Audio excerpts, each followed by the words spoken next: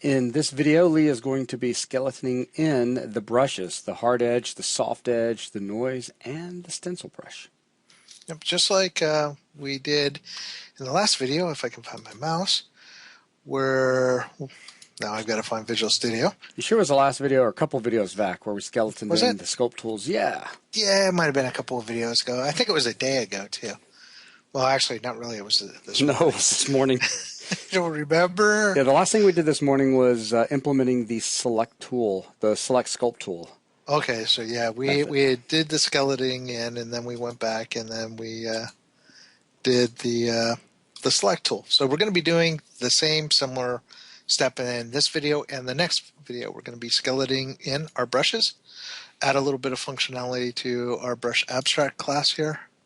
I'm going to go ahead and close this out, make some more room, and move this guy over. Try to move this guy over here. Much better, much better. There we go. So let's start out by adding a little bit of functionality in here.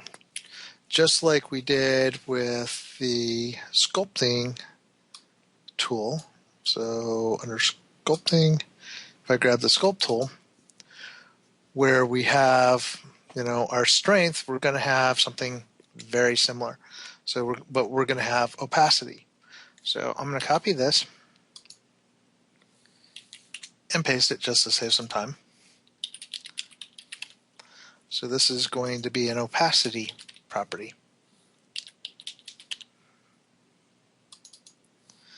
And it's also going to be clamped from a value from 0 to 1.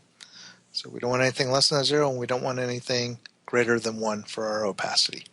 So that takes care of adding functionality to the brush. Need to add our other 4 brushes, though. So we're going to attempt to do this the same way we did the sculpt tool, but better. In other words, I'm going to actually try to complete it and save it before I go copying it all over the place. So let's go ahead and. But you just made class 1 instead of giving it a name. Okay. That's fine. Yeah, it is. You can just rename. Yes, rename works well. See, I'm just cleaning it up. Look, I can go right here and go.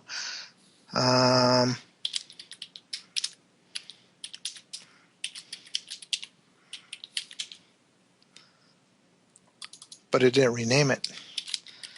My computer renames it when I do that. And this needs to inherit from brush. And we want to implement our others. Let's go ahead and put the debug in here now. So debug.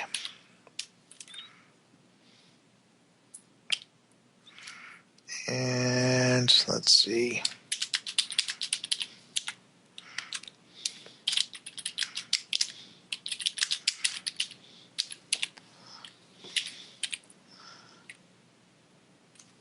I wonder why it's only the semicolon that takes so long. All right. Now, our hard edge brush is complaining because of something. Not all code paths return something. Obviously not. So we need to return something. So we'll return 0. That'll work fine. All right. So let's save this before I go and copy it 4 times or 3 more times.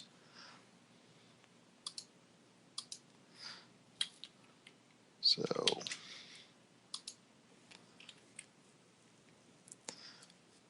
first one will be the soft edge brush.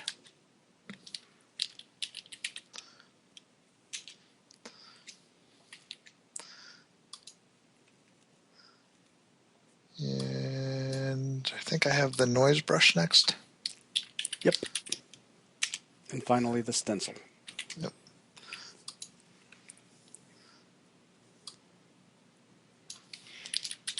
Did you call it stencil edge? Nope. Okay. I was getting there. Okay, dope. After you mentioned it, of course, but I was working on getting there. All right, so that's the hard edge brush. That's fine. Let's bring up the soft edge brush. So soft edge brush, we'll need to rename this here.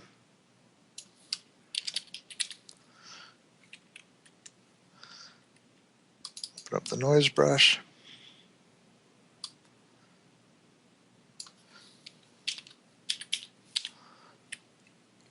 And then the stencil brush.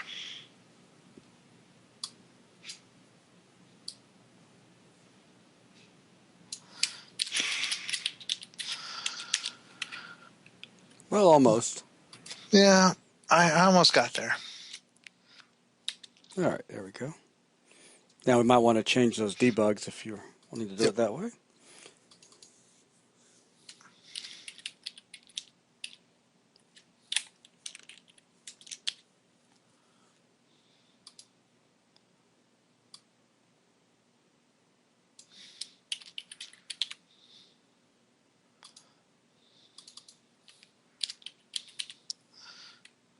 So that should give us individual values for each one. Now, for the most part, our hard edge brush only needs to have, the sample. There's nothing really fancy going on with that. Soft edge brush is going to, well, I'm trying to think, is there something else I need? Yeah, there's one more thing I need to implement that I forgot about. Back inside of our brush, we need another property. Not only do we have to deal with opacity, but we need to have another property to hold a texture 2D. And this will be our icon.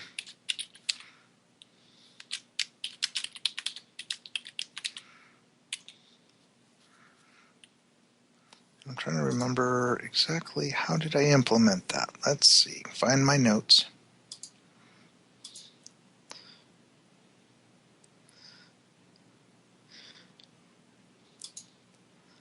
All right, yeah.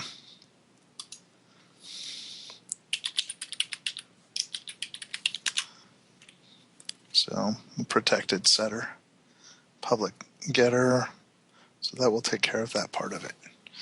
Now, hard edge brush, soft edge brush don't require any extra fields or properties. Noise brush is going to require a stencil. I can do that here too, just in case. We just won't access it. The other ones, the same thing as an icon. Now, a stencil is going to hold basically the alpha mask that we're going to be using for our brush. Only two of our current brushes use them. It's going to be the stencil brush, which is obvious. The not so obvious one is going to be our noise brush. Our noise brush, while procedural, works on the same premise of the stencil brush in that we are procedurally generating a noise texture that we're using as a stencil. So it's kind of a crossbreed between the two. So it's half procedural and half stencil. So that will take care of those. But inside of noise brush, I'm running out of room. So here's noise brush. Our noise brush is going to have the stencil, has the icon. Does it need anything else? No, it does not. What about the smooth brush? Or the stencil brush? Where are you? All right, stencil brush. This one's going to need some more stuff. Stencil brush, here we go. All right, in addition to the normal sample and the stencil and icon that it inherits from the brush abstract class, we're going to hold a constant here for now, which is going to be of type integer. And this is going to be our max stencil count. This is just going to be a value of how many stencils that we currently have in the system. When we get a more robust system where we can add and remove stencils from our library of stencils, we'll have to readdress this with some other mechanism for determining the min and max of our stencils.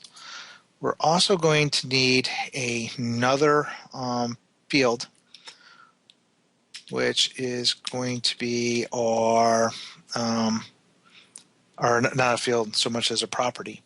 So this is going to be a public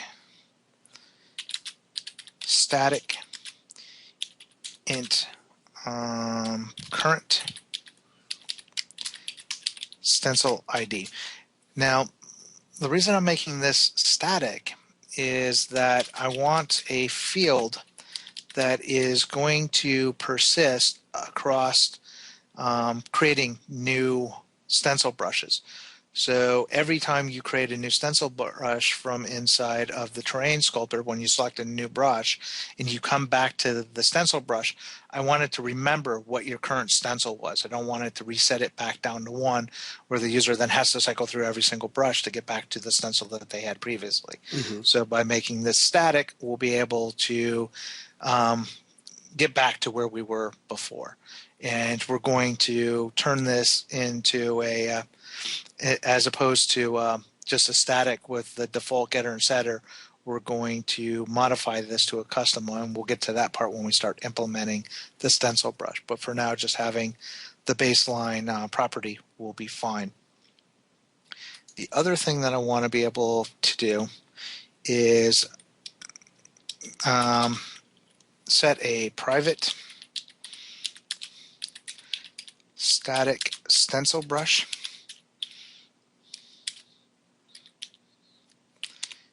And this is going to be called instance. This is basically so we can keep track of ourselves. So we're going to need a constructor.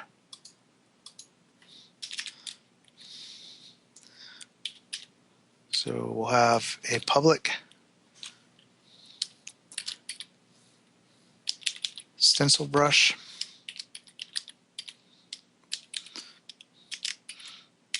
Inside of here, we're going to set instance equal to this.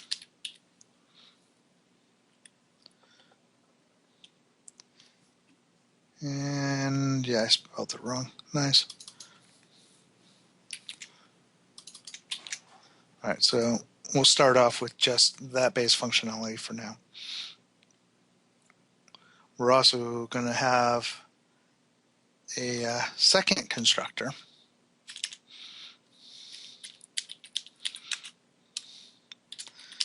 This is going to be a stencil brush that takes in an integer that we're going to call stencil ID.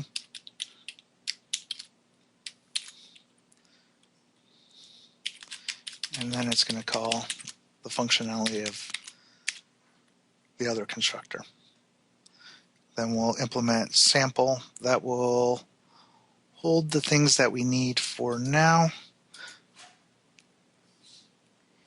And the instance part here is something that we're using and we'll implement once we get into the current stencil ID. I just want to have it for now. Like I said, we're just putting in the base skeleton of everything right now. We'll get to the functionality when we get to each of the individual brushes. Just go back and make sure that there's anything else I need. Yeah, I might as well skeleton those in as well. So we'll put the constructors in for all the other ones. So we'll have public noise brush,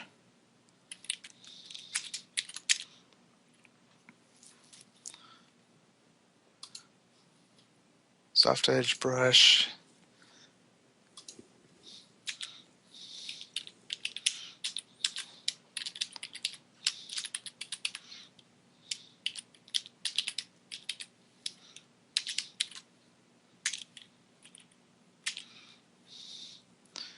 and then hard edge brush.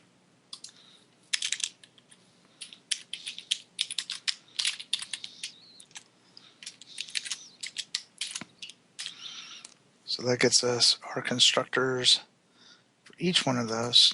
Just go through one last time to make sure you didn't miss anything.